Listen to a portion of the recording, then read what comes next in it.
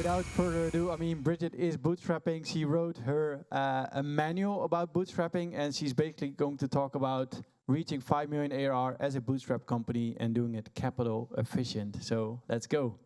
Thanks very much, Joran. Good morning, everybody. Bonjour. How are you all doing? Have you a nice morning so far? I need a clicker, I realize, to control this. Let's just see. What does this do? There I am, as Joran says. I'm Bridget Harris. I run a company called YouCanBookMe. We do scheduling. I'll just do a quick intro. YouCanBookMe is an online scheduling tool, so you can take bookings online into your calendar, appointment booking, the kind of thing I'm sure you'd imagine. We established in 2011, so we've been going for a long time, 12-year-old company. We've been profitable since 2016, so we have 8 years of making money. We're 100% bootstrapped, and we're at about 5 million ARR. And since then, we've done over 100 million appointments, which is freemium, self-serve, PLG tool. We don't have a sales team. And I can talk a lot about that. I could just give you the full rundown of YouCanBookMe's playbook. But we obviously didn't get there just because we ran a playbook in 2011 and it worked, and 12 years later, here I am. So, one last thing. We do have some pretty big customers. We have lots and lots of thousands and thousands of small businesses using YouCanBookMe. But we've also got to a kind of a critical mass of people using the tool as well. But this is to show you what we were up to before things took off with YouCanBookMe. This is like a whole host of products that we started. And I think that the first sort of observation I would have about being a founder, running a company, doing anything, is that a product is not the same thing as a business, and a business is not the same thing as a company. And you need to separate out those three things in your mind, because how many of us here are engineers or product owners or basically product people? Couple. How many people are founders, entrepreneurs, non-technical or whatever? Oh, that's a good load. So if you're a founder, especially if you're a technical founder, often you just think that everything you're doing is about building the product. If you are a business founder, everything you think you're doing is basically about building a business, making money.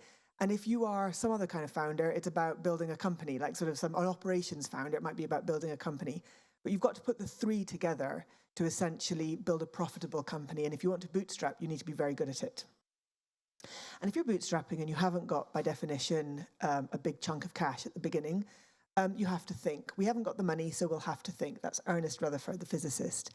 And that's the playbook, basically. That is my playbook. So, are you all ready to think? Yes, I'm sure, because we're in France. So we're in the home of the Enlightenment. So get your pens ready. No, not now, Joran, not now. No, take it away, because I know all of you, Alex can have it. If I give you out my worksheets now, you'll all start reading my worksheets. We'll come to that. But these are the kind of things I'm going to talk about today. I'm going to talk about risk and reward, timing, the kind of things that you need to think about when you're trying to pitch your product at a point where you can make money from it without having to raise capital in advance. I'm going to talk about all the generalized views. This applies to anybody who's VC backed, as well as bootstrapping, customers, product vision, and creating a profit. This is important dimensions to any business. And the only difference being bootstrapped is you get to take home the equity and the wealth at the end of it. And then really critical thing, I've been talking about this with people in the last couple of days, people, how to hire, who to hire, how big do you want your team, this morning we were listening to Liam talking about remote companies and the kind of things that really matter to people. So all of this matters if you're bootstrapping, but also if you just want to build a successful business. So first lesson, what are you prepared to risk? Nothing ventured, nothing gained. Money, time, happiness. These are all of the things that you could risk in the pursuit of building a business. You run out of money, you spend far too much time on it, and you get burnt out. I mean, this is a major risk. We're not actually taking risks like jumping out of planes or, dealing with people's lives. We're not an A&E emergency doctor here. We are actually talking about, can we build a software company that doesn't kill us because of our mental health stress and strains associated with it? The gains are also quite significant, as we just heard in the previous section. People who want to go for an exit, sell their company, they could make an enormous amount of money. In software, you have the opportunity to make the bounty of money that most people doing incredible jobs, like being an ER emergency doctor, would never in their lifetime expect to make. You also get to work with really, really interesting people. That's an award, and ownership, sort of control over your life. So, however, as we know, 90% of startups fail one way or another, according to VCs. So could you, if you essentially made a huge mistake and all went wrong, get a full-time job, move back in your parents, borrow more, sell more, have less, close your business down. And I know that when I started YouCanBookMe, I was in my late 30s. There was absolutely no way, if it had gone wrong, I was going to go and move back in with my dad. So there is a kind of a risk. Now, my glamorous assistant will now fill out the worksheets, which if you've followed me on LinkedIn, you will follow. And we've got pens. So this is a worksheet which is based on the manual. Do you need pens? Yeah, this is now sponsored by, take a few and pass them along, please. So if you just give, you take a few, pass them along, and then that's it. This is sponsored by Stripe. Can I just give Stripe a big boost? Because they've, thank you. Obviously, we don't want to waste these pens, so give them back at the end if they, yeah, right. So I now want you, in all honesty, to fill this sheet out. This is your, not the right-hand side. I just want you to fill out the left-hand side, okay? Because this is what we're thinking about. This is risk. So how do you view the following risks? Are you prepared to lose your personal savings? Would you be prepared to sell your home or mortgage your home? Are you prepared during the process of building your business to have no disposable income, which means that you can't afford private education or you wouldn't be able to go on a nice holiday? Please come in. It's interactive. It doesn't matter. You can just make sure you grab a worksheet and a pen. You've got to be on. I can't answer these questions. There's no playbook. So I know people who have mortgaged their homes, never gone on holiday because they would die for their company. And there's other people that just couldn't live without their widescreen television. There's no way. I can tell you that in my example, I have children. And whilst we were bootstrapping, I didn't buy shoes for my kids because I'm that mean. Because it turns out you can just give your kids flip-flops, Crocs, and Wellington boots, and you can just coast through about 5 years of their feet growing, and you never really have to buy them a new pair, apart from school shoes. But I never bought them trainers. I never bought them fancy shoes. They were just in flip-flops all summer. And that just saved me probably about 200 or 300 quid a year. It's like a small amount. But if you're bootstrapping and you don't want to spend any money, that's what you do. We didn't go on major holidays. We didn't have a car. But there's other things that I wouldn't have risked. Like I wouldn't have risked giving up our major home. Like we didn't mortgage our home. Okay, so does everybody fill this out? On the left-hand side, just the left-hand side. Is it hard? Do you need more time? Okay, so how many people have got mostly reds? Liam, you're not going to take any risk? Oh, no, wait, this is when you'll go, can we have a microphone just to capture? You bootstrapped 20 years ago, did you say? And so you took all the risk then? Yes. But you wouldn't risk it all now? No. Because you've got it all now? That's it. Okay, so let's go to other people who are just... So hands up who is just starting their business in the first year. First year, okay, you guys are the ones who need to answer. You need to tell me these questions. Sir, what have you got here? 9 weeks. Oh, sorry, thank you. I get on weeks 9 or I will say 16. So you've got 6 on the red, 1 in the middle, and then you've got 7 on the right. It's 9 on the right. Oh, 9 on the right. So you are mostly green. Yeah, and are you bootstrapping? On the right way. Perfect. Okay. So which are the ones that you're not willing to give up? You're not going to sell your home. This is quite personal, actually. Sorry, do you mind sharing? Oh, that's okay. You're not going to sell your home. Because I have 2 kids. You're never going to risk not being able to pay rent. Yeah. You don't want to go to court. It's going to be too expensive. Yeah. You want to buy a home, so you don't want to risk not being able to buy a home. You don't want to owe money, and you don't want to lose other people's money. See, I think you're a classic bootstrapper, because I think those are the things I would tick as well.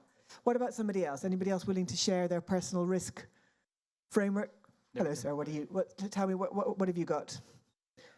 Oh, he's only got 2 risks that you wouldn't do. Yeah, so I would not lose my personal savings. I would not sell my flats. But you would be prepared to go to court, like Nathan Natka. He's gone to court. We actually already got threats. Oh, you're already gone to court? You're already being sued? No, it's not going to be a suit, but we had to involve lawyers already. Just bring it on. Okay, are you like in legal tech or something? So do you know what you're doing? No, it was a stupid mistake, actually. So I just started the website because I didn't have any money before we did the fundraising. I did the website myself. So I found somebody on Fiverr in Pakistan, and I told them, look, you should use these marketing assets.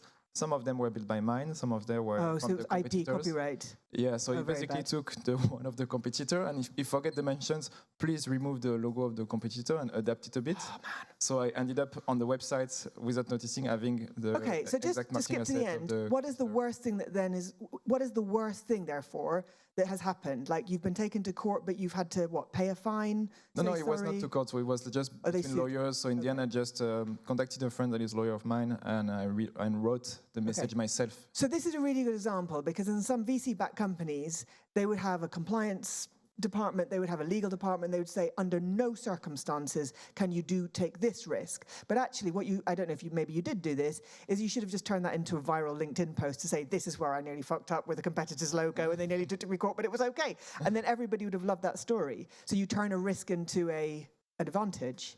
But you're obviously a big risk taker. Who else? Who else has got some surprising results? What have you got? Are you a natural bootstrapper? You've only got 2 risks. Tell me about it. Well, the things that I would never do would be sell my home, Yeah. and not afford private education, but that's related to my family. So you wouldn't give up the opportunity for your kids. I'm not risk. You're not things gonna- about my kids. You're not putting your I'm kids doing in this for my kids, flip-flops. so I mean, I'll be more cautious to protect their status, But- what they have, rather than further develop it. But there's a lot of things you're on the fence on. Yeah, Okay, very good, very helpful. but there Has are more anybody- that I could risk, I guess. Has anybody said that they're a bootstrapper, but they've actually realized that they actually don't want to take any risks? Has everybody finding themselves content that the risk appetite that they've got for their company is suitable and appropriate? Is anybody thinking about raising money? Welcome. Welcome, bootstrappers. Okay. Now listen, this is really helpful, and thank you very much for your contributions. This is because when you're in the middle of running a company, you can't talk about this on LinkedIn. You can't talk about what you'd be prepared, private education versus, going to court, or maybe going to court, because that sounds like an interesting story. But you can't talk about a lot of this. But actually, and VCs don't care about this either, because they're this is the main point I'm trying to make. VCs and investment banking deals with an entirely different kind of risk profile. Nothing to do with whether your kids go to private school or you get a car or you go on holiday. Nothing to do with your personal life. They care about their 10 or 20 or 30 investments they do a year and how many of them are going to give them a 10 times, 20 times, 100 times return. That's great. That's the business model they are in. And their risk is they basically have losing money as one of the known outputs for what they do. But the problem is that when they lose money, if you've taken all their money, then you might be losing your business you might be going out of business because they're quite happy to write off the money that they've given you. And in the meantime, if you've done any of this on top, you are in trouble. Whereas in my experience with bootstrapping, you can decide exactly what you're prepared to risk. And as long as you're conscious about it, you discuss it with your family, you know what you're putting on the line. Right, let's move on. Thank you for that. Timing, I know what this is. The more time you have, the more you can risk. So this is not really very fair about YouCanBookMe, but we were the first calendar tool in 2011 to launch. So we obviously just skyrocketed out of the stocks. And we had loads of time because we didn't have competitors that were immediately at our heels. Calendly didn't come along until 2013, 2014. So we had loads of time to bootstrap slowly. We could work as consultant, and we did all sorts of things. But for some people, you don't have time. Time is not on your side. And it's a really important part, because if you don't have enough time to bootstrap, maybe you should actually raise VC, genuinely. So the opportunity of having a successful business is execution divided by time, because it means your ability to build a product with the time that you have, and can you make a business opportunity out of it, okay? So this is all in my manual. There's a checklist. There's a lot of stuff here, so I'm just going to go through it quite quickly. But this is just the logic of how you need to apply this thinking around timing. This is all of the stuff that you know most about. This is how you optimize any kind of economic decision. Okay, so you know everything about yourself. You know about your health, your age. You know about what your motivations are, your risk profile. You know about the competition. You know about what kind of idea or product you want to build. So this is your assets, essentially, in terms of the decision. Things you don't know as much about is who else has thought about solving the same problem and what resources have they got. So if you're up against, let's say, AI is a really good example. AI is being massively overfunded right now. Everybody's launching AI startups. So you're up against probably timing being your biggest factor, I think.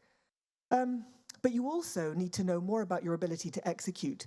How quickly can you build an MVP? If you're in the middle of some kind of really complicated, if you're, in space rockets, you need an MVP in about, 20 years? You need to continue to basically launch MVPs into space and watch them crash before you finally get one to go around the world or something.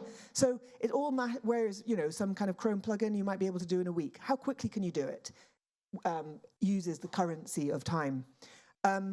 How quickly would you be able to get your first customer? So with YouCanBookMe, we always do freemium products, and we have millions of people with YouCanBookMe accounts. But the question is not just we got customers with when is good, but we didn't get enough of them. But what we got was the acceleration of customers with YouCanBookMe. We could see that we could build a business around it. How easy is it for your customer to purchase? Are you self-serve or are you sales-led? How quickly can they switch? And how big is the potential market? These are all business questions that you need to think about with your product, because timing affects all of these questions. And then you need to basically make a judgment. Now this is essentially, there's no playbook about this. This is just how good are you and how good is your strategic thinking, essentially. So what defines this opportunity this year that might change in time? You have to think about, do people need your solution? Is it compelling? How quickly could other competitors build something similar? And what is actually genuinely different and unique about your solution? Now, if you're doing all of that, that is what entrepreneurs do. That's what founders do. They look for opportunities. What is it that Jeff Bezos said, that your profit margin is my opportunity? That is what entrepreneurs are doing all the time. If somebody hasn't done something in the market and you want to step in, it's really how good are you able to do it? So, in terms of timing, how long have you got to get to a minimum viable product? How long have you got to product market fit, where you can essentially sell and scale? And then how long have you got to scale that? Within AI, I don't know. Hands up, everybody thinks that if you can't launch an AI product within about 6 months, you're dead. Yeah. I mean, anybody else got any views about timing? What's the longest sales cycle everybody's got in terms of their bootstrapping journey? 6 to 9 months to get customers. Oh no, has it taken you 6 to 9 months to get a customer? That's what you think? Okay, all right. Liam? So years 1 to 5, you've got to make money really, really quickly. But at least now in our experience, we have deals that take 18 months that are 7-figure ARR deals, but we have the capability to actually do it. Exactly. So I think you've got to have like essentially a 30-day sales cycle at the very beginning. To me, like a PLG model that can just execute quickly is probably the best way to do it. I agree. I think any product that requires a long sales cycle, which is sales-driven, is unlikely unless you're, I think bootstrapping a second startup where you have existing funds, you can do it. But that's not exactly what I'm talking about. What I'm talking about is being customer-funded. So we didn't have any millions behind us. We had to borrow money from the bank, and we worked. So we were relying on customers giving us money up front to fund, and we weren't profitable till 2016. So we'd been going for 5 years, and when we got to our first million turnover before we made a profit. Okay, so that's back to this main point. Customers fund bootstrappers. So as I said, somebody who was on their second startup, and they've taken their exit funds from their first startup and they're putting it into the second startup. In my view, that's not bootstrapping. That is investing in your own product, fine. But in our case, and in most bootstrappers' case, what you're really talking about is your customers are going to fund your business, and they're not always right, but they are awesome because they're the ones where the money comes from. So this is, again, I'm just going to read this out because you're going to be reading it anyway, and then we're going to get to the sheet again and product. Can you imagine paying for this product yourself? If not, why not? So if you've got a product idea, it's not exactly eating your own dog food, but you have to be able to describe it to your grandmother. Is it something that is actually a meaningful thing that you can imagine buying for yourself? Or if not, why would that not be the case? If you can imagine 10 people not connected to you, if you could imagine 10 people in this room buying your product, and it's got nothing to do with you or the way you've been able to pitch it, it's probably something that's kind of quite compelling. And how are they going to find and buy your product? So who is going to give you your money? How are you going to sell your first ticket in terms of the product? What will they think about it? What kind of value are you describing for these people? How are they going to use it every day? How is your product going to make them feel? Can you imagine how they will describe your tool to other people, and why would you recommend it? And what happens if they don't want to use the product after trying it? These are all kind of emotional questions about other people, because you're in business to sell something to other people. How will they use it? Do they have to switch from another solution? So if you're launching a novel solution, and this is what we did, we launched a novel solution. So people found us through our viral growth loop, not through marketing or sales, because people didn't know such a product existed. Now, where does your product sit inside the awareness, if you like, of potential solutions? So I'm just going to skip through these because they're all there. But last point about our model is that freemium isn't free. So once you've attracted all these customers and you've nurtured them in the way I've suggested, this is what we have at YouCanBookMe. We have really comprehensive help docs. We have a community forum, and we have a really, really well-trained support team. Because in our experience, getting customers in and supporting them has been really interestingly, one of the hardest challenges over the 10 years. You have to invest in support. You can't just, maybe with a long sales cycle and you've got enterprise sales agents and account managers in a mature company, it's a bit different. But in a freemium or in a bootstrap company, you need to hold on to every customer and really understand them. And not to be too controversial, but that is the result of YouCanBookMe's customer service, which is Trustpilot like for like, with obviously, as you know, a very well-funded competitor. People are pissed off with the company on the right, but with YouCanBookMe, that just shows what happens when people like you. And we have got the same on G2 and other reviews. Okay, so I want to just talk about product before we go back to our worksheets. I thought a lot about this because everybody talks about product vision and everybody wants to talk about, the problem that they're trying to solve, and it's really important. But I think when you get into it, you can actually get really bogged down in competitors and other initiatives. So a product vision is not, I can see somebody's doing that, I'm going to do it as well because I could probably do it better. That's not a vision, that's an also-ran. Steve Jobs said that he would rather do something else completely than, I actually can't remember the quote, but basically he just doesn't want to build a Me Too product. So if you're in the business of just copying other people, you're always going to be number 2, I think, in the world. Secondly, it's not a roadmap. So just saying, we've got developers, we know what we want them to build, let's go. That's not a vision either. And lastly, it's not refactoring and redesigning. And this is just kind of a little window for the folks here who've just started their product. This is not even the first versions of YouCanBookMe, but these were kind of screenshots of the last 10 years, which all it does is represent work. It just represents the fact that after 10 years as a software company, you have to constantly refactor your engineering and redesign your interface and add new features, but it's not a vision. So I want to talk to you. I wish somebody had said this to me at the beginning 10 years ago. What is a product vision? And this is what I think it is. Does it solve a real problem? So, and that, it can be a human or a machine-based problem, but can you describe that problem in a few words?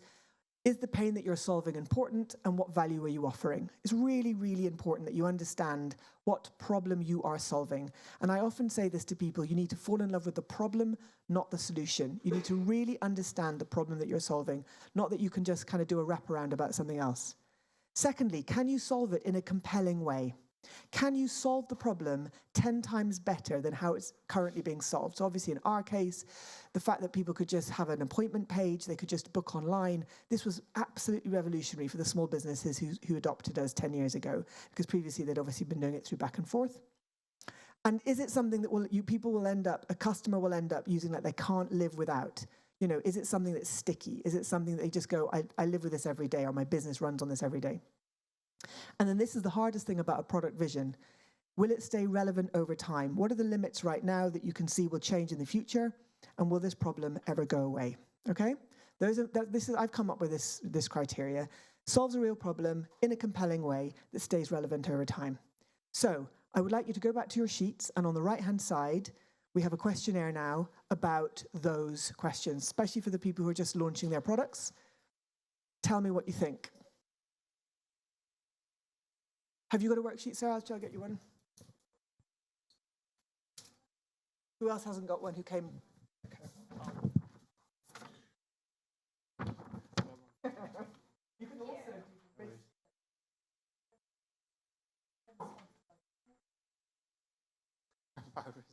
Whilst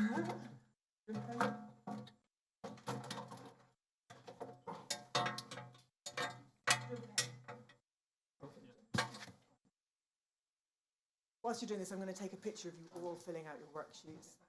I know this is radical in a software conference. You should do a selfie. Oh yeah. It's like class, isn't it? Because it's a very classroom kind of room. I'm quite pleased. They're school chairs. At least school chairs in France.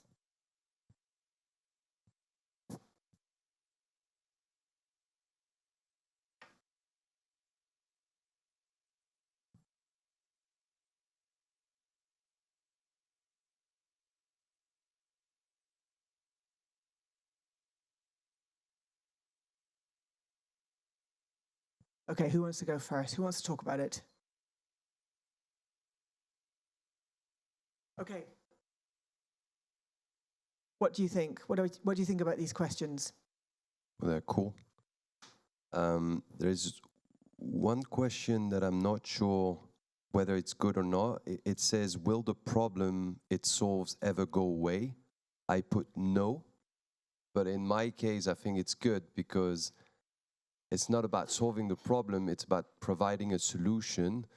But people, if they don't use a product, the problem will come back. It's not gonna. Oh yeah, I know. I think that's a good thing. Like in the case of my business, the problem we solve is finding a time for people to meet. That is a human problem. It's never going away. So the solution can change. In that case, that question answering Have I no just is answered it differently?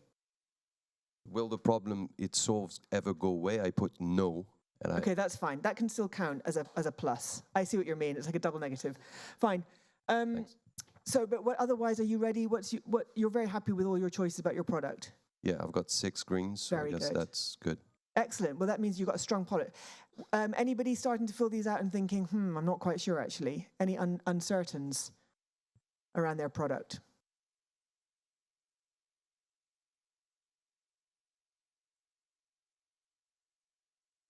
Okay, in my case, it's more about it will feel like a magic to use. I'm not sure because still dealing with the delayed and sometimes time in processing. And the same thing like him, but in my case was like uncertain. Because for me, maybe with the generative AI, my tool is a social listener. So maybe in the future with generative AI will change the way how social media will interact with humans. But I think that's a really good point, which is you understand that as humans, we need to find a really compelling way to deal with mass information which is being delivered. And is it something that can we build a solution which is always going to help us do it? Even if we're starting off as an AI-based social listener, it might evolve to something new. So, I mean, some really good examples of incredible world-changing products are usually about how knowledge is distributed. So you have to look at things like the Phoenician alphabet, or any kind of writing, the printing press. In the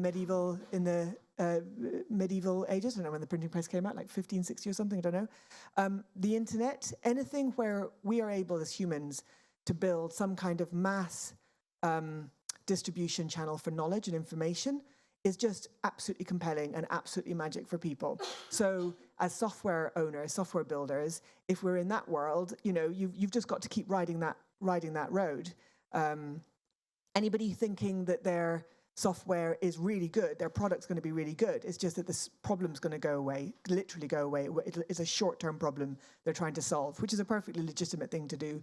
Games designers do that. Games developers build games for a couple of years that they want to get it to go viral, whatever fruit machine game that they're playing, and then they don't expect to get long-term growth from them. It's the one-hit wonder that they're going for. Okay, so I think that really, if it's not already obvious, the conclusion here is, if you're bootstrapping, you need to have a really, really good, compelling product, because nobody's going to pay you to speculate on a product that isn't compelling. Okay, profit. Let's talk about it.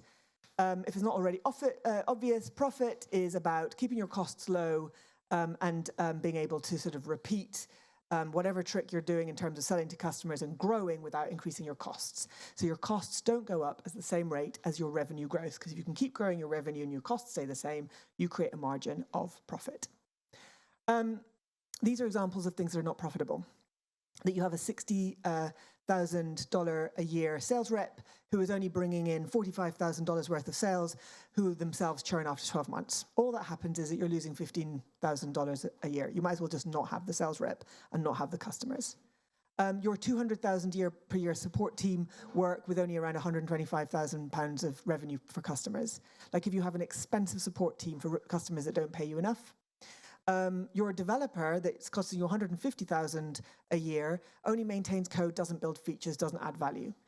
They would argue, oh no, it's really important to maintain code, but how many of them have you got? These are all decisions you have to make. Or, I mean, this is the worst and the most expensive. Your $450,000 per year exec team only ever hire or delegate. They don't actually do any work. Now, as a bootstrapper, I would look at all of these things and I would just not have it in my company. I would not allow for that sort of bloat. And actually, Liam, just as a bit of a kind of a response to what Liam was saying this morning about how remote companies are more productive, blah, blah, blah, blah, blah. And he was making this incredibly compelling point, which is not really that employees are going to, lose out from remote working. It's middle managers, because middle managers are all sitting around basically in meetings. And so I have a $5 million company. I have 22 employees.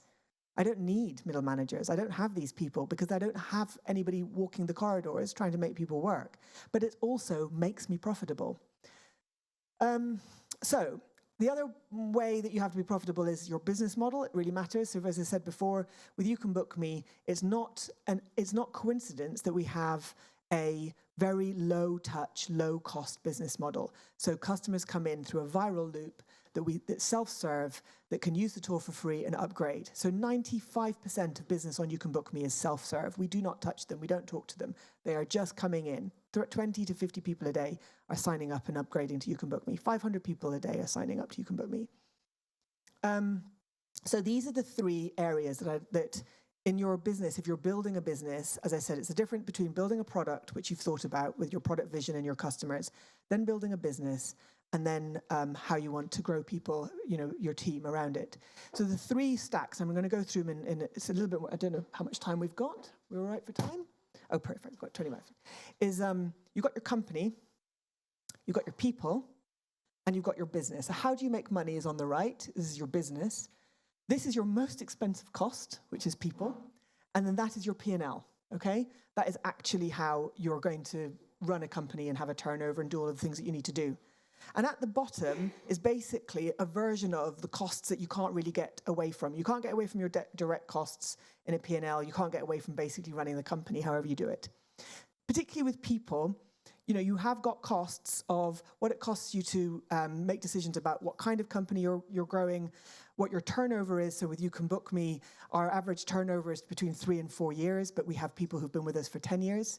So we incentivize long-term retention of employees. Why? Because it saves me money on recruiting, basically. And then on the business stack, it's costly if you've got 50% churn every year, or if your UX is bad and if you're basically constantly having to employ support people. And then you've also got your cost of acquisition. So really, to build a profitable company, you need to make sure that all of these things can run essentially with the lowest cost possible. You shouldn't be so whereas VCs would put a lot of risk and money into recruitment and turnover and culture, they say, screw that, just hire loads of people. It doesn't matter if you burn them out for 1 or 2 years, because that's the whole point. We're on a rocket ship. So they'll be like, don't worry, we're going to give you 5 million quid to basically not have that as a risk, for example. Equally, they also want to work on, they don't mind about the cost of acquisition because they need to get customers to grow that they'll pay them back after a 5 to 10 year process. But if you're bootstrapping, cost of acquisition is really, really important because you've got your need to keep the cash in the bank. So all of this stuff, is basically up to you about how you want to run your business. So how much you're investing in your product and in your customer support and your communications. That's just kind of the kind of business that you're running. Then, as I've said, your tenure, how long do your people last for? whether your company's going to be big enough for them to be able to promote it, or what do you do about that? Individual contributors versus leaders, I think, is what I would say. Your lifetime value of your customers, how long they stay for, how much you can get money from them, can you expand them? And if you get these two sections right, at the end of the day, you're going to build profit into your company. But you need to build profit into every one of these stacks. You can't just sit there and say, let's charge £150,000 for our $10 product, and then we'll make loads of money. It actually has to be sewn into your operations. Get a good accountant. Mine is here. She's so good. She follows me around to Paris. This is Alex. We've worked with Alex. Say hello, Alex. Get a good accountant, because the first thing that you're really working on is your direct costs and the cost of how much you're going to pay people and the number of engineers you want to hire. And basically, getting a good accountant, getting really good grip on your finances, means that as a bootstrapper, you absolutely can count your pennies, you can count your cash. You do not want to run out of cash, and you do want to have very, very slick operations and finance. And I say that not just because Alex is here, but because we have a good accountant, because we care about good finance and good operations. So let's go on to the most expensive thing you do. And it's basically, you will always make a mistake. Who here feels like they've made a mistake with somebody that they've hired? Okay, who here has never made a mistake with somebody that they've hired? Nobody, fine, good. We all make mistakes. I've been hiring people for 12 years, Liam's been hiring people for 20 years. Who's had a business for more than 20, 30 years? Or who feels like they've been going for a long time? You know, you make mistakes all the time. And I just make different kind of people mistakes, but people mistakes are woven into the experience of running your own company. You just have to get over it. And you have to figure out how you're going to try to reduce and minimize the number of mistakes that you make, because people mistakes, especially well-paid people mistakes, are the most painful things that a bootstrapper can do. And I know I've made a mistake when I start looking at somebody saying, you're costing me £5,000 a month, or you're costing me £10,000 a month. When I start turning people into the equivalent of their salary, I know I've made a mistake, and it's a problem. So this is my vignette of who to hire. You want to look for high-performing problem solvers. Problem solvers drive change in your company. Now, you might think, yeah, great, you know, stick that on a Post-it note on LinkedIn or whatever. But in fact, it's important because it's what the reverse means. Because often the mistakes that we make is that we hire low-performing problem creators. People who come into your company, they create loads of problems that they then solve, and they look like they're high-performing. That is the sneakiest problem. You see, you're laughing. Do you recognize this? Coming from corporate world. Okay, full of them. People make a life with it. Yeah, there's people who have an entire career of creating problems. And if you're a bootstrapper, you just do not want them in your company, because it'll be like, why did we want to integrate that thing in the first place? It's been 6 months, and now we haven't actually deployed anything. And in fact, now we've had to change this whole thing. And now, essentially, there's 7 people in the company, and they've just been, I don't know what the hell they are doing anymore, because somebody decided that this was a problem, that it wasn't a problem before, and now it's giving me overhead costs, it's giving me meeting overhead, you know, people just sitting around in meetings. And you can spot them because high performers go quiet, stop working with them, or try to sideline them. And after you get rid of them, all the high performers come to you and they say, oh yeah, like I was starting to find that really difficult because I was in meetings all the time with that person, or I never thought that thing was a really good idea. So you have to basically avoid them like the plague. Now, just for a little bit of comic relief, this is what a high performer problem solver looks like. I love this. If people see this on LinkedIn, I just love it. So, you know, you've got any kind of metaphors for high performers. You could call them A players, you know, they're just whatever they are. But basically, they're like this otter.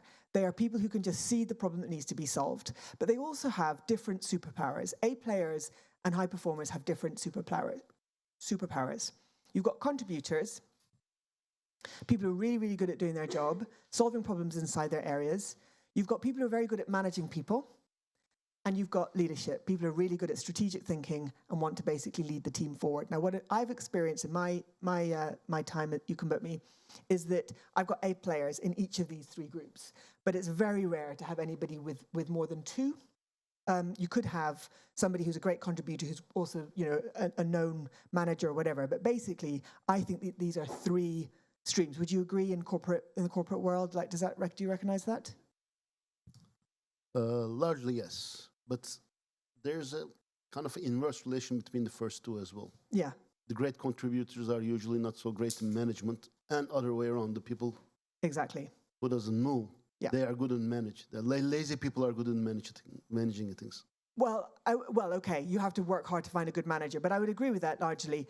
And so, for example, the people I said who've been working at YouCanBookMe for more than 10 years, they have stayed as high-performing contributors. I haven't turned them into managers, and I've hired, because good managers are expensive, so I've hired good managers later on in the journey, and YouCanBookMe, because I've suffered from bad management, not least my own.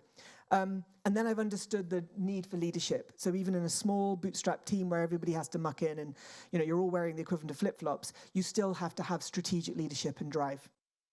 So in terms of YouCanBookMe, we have these 6 values, which we started very early on. And even if you're a small company and you're bootstrapped, you have to think big. Just because you haven't got all of the bells and whistles of a VC-funded company, I would always invest in brand, even if it's just for your team inside your company. Because they need to think that they're working for a proper company. They need to think that they're not working just for ramen salaries. So culture is important. It builds a long-term relationship with your team. And then also, for example, with YouCanBookMe, we've always paid profit share. So as bootstrappers, we haven't had the kind of exit-style share options that were on offer for other people. So instead, we've just done a 10% profit share. And I can talk to anybody afterwards about how we do that. So any other questions about building or hiring a team? Let me give you this mic. I think it's a very relevant topic for bootstrappers. Like a lot of people start as contractors, and then when do you actually make a decision to hire them full time, and what kind of factors play into that? Because sometimes it feels when you have contractors, you pay per hour, you get more output, but as a full-time worker, you can kind of count on them more. So when do you make that decision? Does anybody else have got a strong desire to respond? So I would say, I think it's a really good point. I would say partly it's to do with your growth trajectory and where you're going to be. So in the early stages of growing a company, if you're a very good strategic thinker, you should be thinking from 6 to 12 to 2 years in advance. So the fact is, going back to, so these people, I don't know, Ben's been working with us for 6 years, Antonio's been working with us for 10 years, Darren's been working with us for 10 years, Kate's been working with us for 12 years, Rob's been working with us for 6 years. Antonio is a very good example. He was a developer in his early 20s in Spain, and we had enough money to pay him 30,000 euros a year, which is essentially the salary of a software developer in Spain at that time. And he said, I don't want to be a contractor, I want to be employed, I want to have a life. So we took the decision, and everybody thought we were mad, that we set up, not an entity, but we set up, we registered in Spain as a UK company. We registered in Spain so that we could employ Antonio, one Spanish developer. He was the first developer we hired outside of Keith as the CTO. And in fact, Darren was also a contractor for a long time, so I'll come back to that. And I did it. We set it up. Antonio went onto the payroll. He got a mortgage. He bought some land.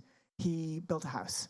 And he's experienced profit share, and he now earns a lot more than 30,000 euros now. And he's been with us for 10 years. He is our most senior back-end engineer in the company. So it's very hard to say, oh, there's one way of doing it. But kind of you know it when you see it. When you see people and you think, you could be a good partner on this journey with us, and you have to ask people, what do they want? What do they want? So Darren, another really valuable engineer, he wanted to be a contractor. He wanted flexibility. He didn't know whether he was going to rejoin a company again. He only joined us a year before COVID as an employee again. So that's the first thing I'd say. With really, really good people, talk to them about what they want and try to follow the path of doing what it is that they want. I think secondly, that you can be unfair about contractors. We do have some people who've worked for us as contractors, a bit like Darren, who I would never ever have accused of being, less involved or less invested, or they care less about the product or the team. It is just harder in terms of operations. So for me, I always knew we needed to employ a team because that's the way we were going. So I invested in employing people. So Alexandra is in Portugal, he's employed. Veronica's our head of engineering, she's employed in Spain. Carlos is in Portugal, he's employed. Ben's in America, we have an entity in America. So I always invested in employment first culture. But I'm also just equally, agnostic in the sense that if you go to Sahil Lavinia's Gumroad, doesn't employ anybody. I think he has about 150 contractors. So there's no really right or wrong. It is just about how the way you feel about the company that you want to build, and then the people are on board with you. So you might have people who are on board because they like being digital nomads and they like being contractors, or like the team I've built, they all really like being employed. They like payslips. So that's what I've given them. Does anybody have any other view about that? Sir? So, I put into the team also co-founders. Even if you ask, so I understand from your point, asking or feeling, would you see that person working with you for the next, couple of years, and, maybe asking them what do you want? Like, how do you see yourself within the next couple of years? But how to make the difference between, that adrenaline, that excitement that always gets on in the first few weeks or month working together, how to make the difference between that excitement and what really will work for the next years. I find it difficult because every time, especially if you've got great empathy, like I feel you do, it's hard sometimes to differentiate between, emotions and reality in a couple of years. Okay, so basically there's one simple answer to that, which is everything changes every couple of years. So as a founder and entrepreneur, and as somebody my job is to always think ahead about what YouCanBookMe is going to feel like and be like as a team. So there's people I've hired now who wouldn't have joined. So somebody like Richard, actually, who works in France. He's a British guy, but he lives in, we're set up to employ people in France. I don't know if he's gone, but so we hired him. So I know all about French employment law. Congratulations, everybody, doing really well on that. Anyway, we'd never have hired Richard 10 years ago. Never. Because he just wants solid employment, security. He's got a young family. He doesn't want the chaos of early startup. Whereas there's other people, like somebody like Darren, he was very happy just to go along with the flow. So the thing is that at the stage, you have to understand the stage that your company is at and what you need. And very often it's freelancers and contractors, because you don't really want to have their opinion about it when you haven't made a profit, you're running out of money, you're putting your own personal money in. You need people who are that kind of startup. They don't mind that they were told they were going to work on something next week and then suddenly it's all changed because you do something completely different. So a team's capacity to deal with change is a really important factor. And they can be high-performing problem solvers who are great at dealing with change, or they can be high-performing problem solvers who are great at building long-term, security and stability in your software stack. So there's people I hired then that I wouldn't hire now, and vice versa. So you just have to be aware of the stage that your company is at. And definitely some flexibility. So one other comment on that is there are certain departments inside YouCanBookMe where I tried to hire people, I employed them directly, and they turned out the department that they were in was not compatible with a small company bootstrapping, wanting to make sure that our costs were conservative. So for example, support and QA are two departments that when you're trying to scale operations, I found it is actively better for the customers, for the product, for the team, and also for costs to outsource. So we have freelance support agents who work for somebody who's employed inside YouCanBookMe as our manager, but they are basically Upwork style freelancers who work on an hourly rate because they're international, so they're cheaper. But at the same time, it is very hard in a small company to employ a customer support agent who's doing tier 1 support tickets, and especially in the age of AI, who's going to stay with you on that journey. So you end up churning support agents. It was probably the highest level of turnover was support department, until finally a couple of years ago said, I'm not doing this anymore. It cost the company far too much for us to not get this right. I'm not hiring a single tier 1 support agent ever again. We're just going to go freelance. So that was actively, we would never employ them again. And another one is QA for a slightly different reason, not because they're much cheaper, because I don't think they are really, but we outsource our QA to a different QA company based in Canada, because I noticed that QA was chaotic inside YouCanBookMe, because our developers, we had a full-time QA person, but she was only doing manual, and there was not enough time to do automation and blah, blah. I'm getting to quite technical stuff here, but basically I could just see this was expensive, it wasn't doing what we wanted, and we couldn't scale, so I outsourced to QA. But I tend to like going to companies who are employing people who are then selling their services back to me, so I know what's happening in terms of those people. So we're wrapping up unless other people got any more questions. This is the 3 things I've talked about. And as I said, there's right or wrong questions and answers to each one of these sections. The point is that as founders and leaders, strategic thinking, strategic decision making is your job. Before you go, I've got some freebies. My bootstrapping manual is here if you want it. I've just realized. Some people who've left early have not even got the YouCanBookMe thing. But that is everything I've talked about. And it's like a 10,000 word manual, and I promise you I've written every single word. So when you hear me talking, I just wrote it all down, and I wrote you've read it, haven't you, Joran? I did. I read every single word. And you can hear my voice in it. Yeah. It's exactly how I think. And I really want more founders and entrepreneurs to think more about what they're doing, because playbooks are all very well, but basically it's your business, it's your life. It's your set of priorities, and you need to know exactly what it is that you're doing. Here is another offer just for you, which is a bit of a plug for YouCanBookMe. And I gave one to Amsterdam. I'd be very grateful if you don't put this online, because it's completely ridiculous, and it's just for you guys. If you are thinking about switching away from your current scheduling tool and you want to try YouCanBookMe, take a picture, because none of this there's no QR code. Take a picture. If you have a YouCanBookMe account and you stick it into this thing, you're going to get 50% off whatever YouCanBookMe account you upgrade to. So even if you've got a team of 200, we're going to give you 50% off.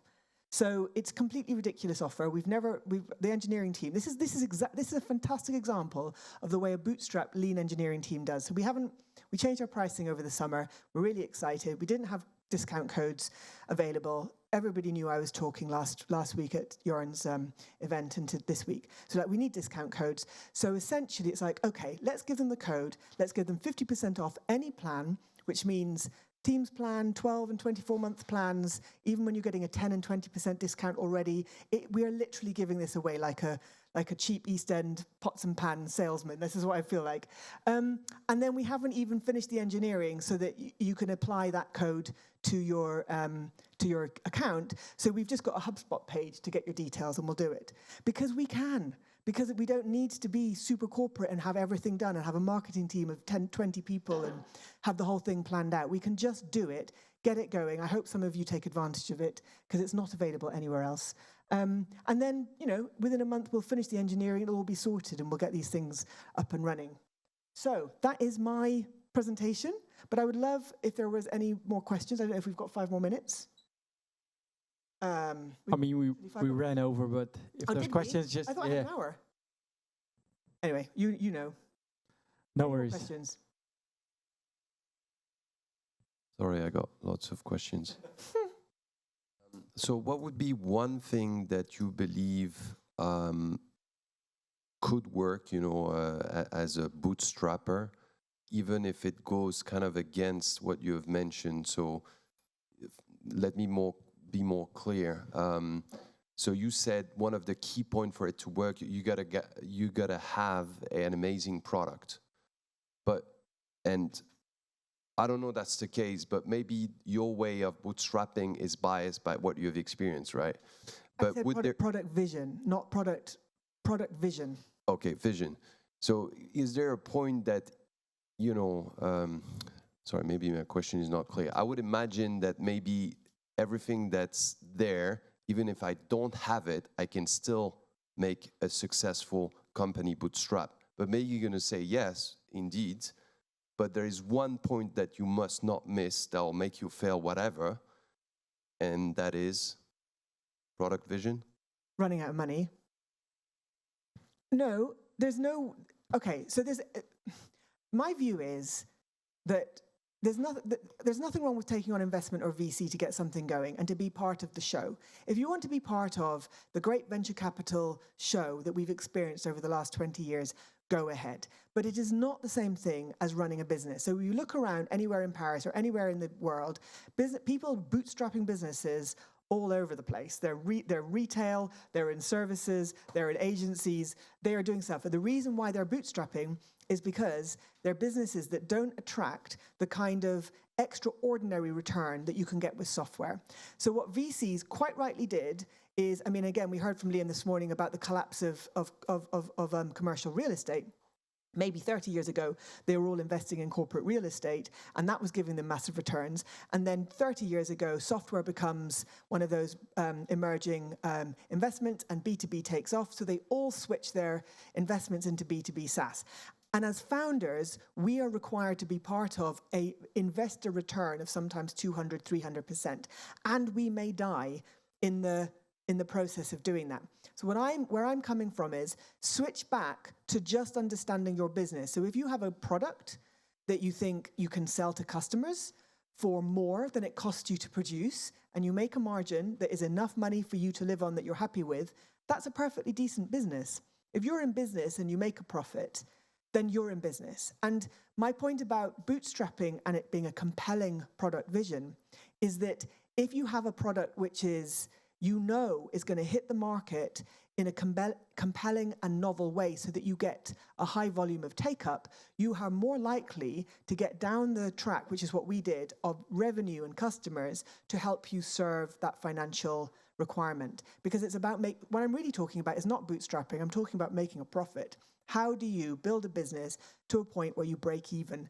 And obviously a compelling product that lots of people want to use is going to help you do it. If it's a product that you know you can sell, but there's high overheads to selling it, and it takes a longer time, you can still bootstrap it. It's just it's not going to give you the kind of growth and returns that you would also benefit from as an entrepreneur.